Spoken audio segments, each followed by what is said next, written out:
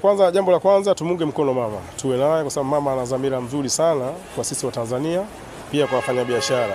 Kwa hiyo sisi kama Watanzania na wafanyabiashara tumsupport mama yetu, kwa sababu peke yake hawezi weza bila sisi nguvu zetu.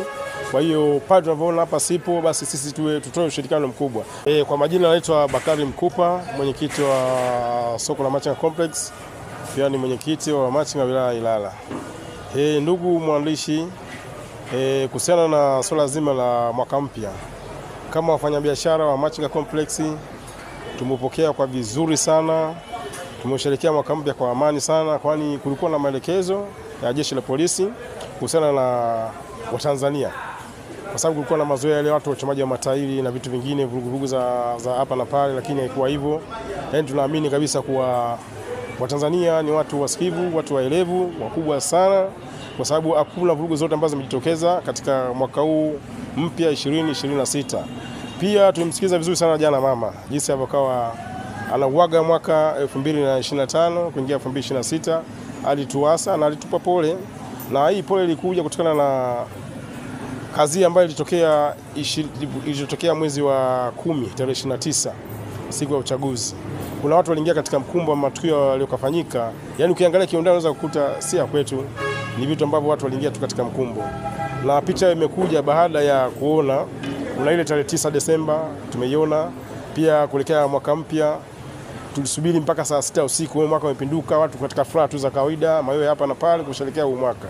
Kwa hiyo watu ni wasikivu, Watanzania wote wanamuelewa mama, wanaelewa jeshi la polisi, wanaelewa serikali yao vitu gani ambavyo wanavitaka. Kwa hiyo hatuna mashaka na serikali ambayo ipo, na pia serikali iwe na imani na watu ambao wanaongoza, kwa sababu kuteleza kupo kama sisi binadamu. Wenzetu waliteleza, waliingia katika mkumbo ambao sio kwao, lakini picha tunaipata kutokana na usikivu ambao tuko nao. Tumesherehekea mwaka mpya 2026 kwa amani na utulivu, na tutaendelea kusherehekea vizuri pasipo na bughudha zozote.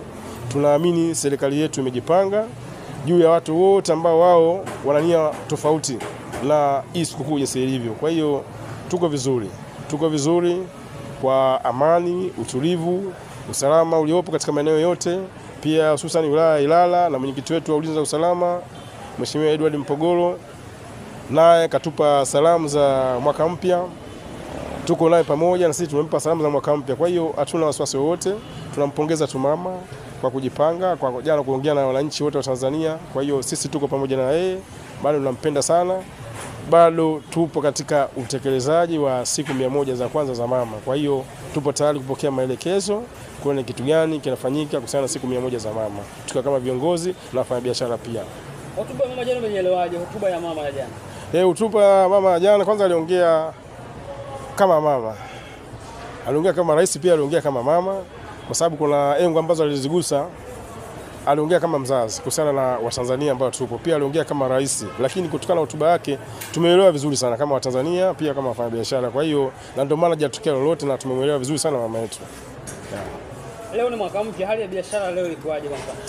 Hali ya biashara kiukweli leo si nzuri, kwa sababu kila mmoja yupo katika shamra za mwaka mpya. Kwa hiyo wachache ndio wamekuja katika maeneo ya biashara, lakini hata ukiangalia katika mwingiliano wa watu mjini sio mkubwa sana kama siku zote. Kwa hiyo watu bado wanasherehekea sikukuu ya mwaka mpya. Biashara ipo ya kawaida sana.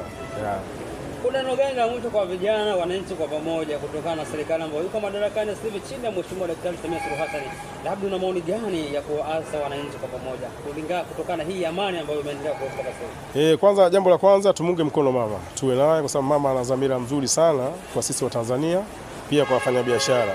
Kwa hiyo sisi kama Watanzania na wafanyabiashara tumsupport mama yetu, kwa sababu peke yake hawezi weza bila sisi nguvu zetu. Kwa hiyo pale tunavyoona hapa sipo, basi sisi tutoe ushirikiano mkubwa, lakini tuna imani kabisa na tunaamini malengo ya mama yetu, rais wetu mpendwa Dr. Samia Suluhu Hassan ni mazuri sana kwetu sisi. Kwa hiyo ana baya kwetu. Kwa hiyo mama tuko naye, tunatamba naye.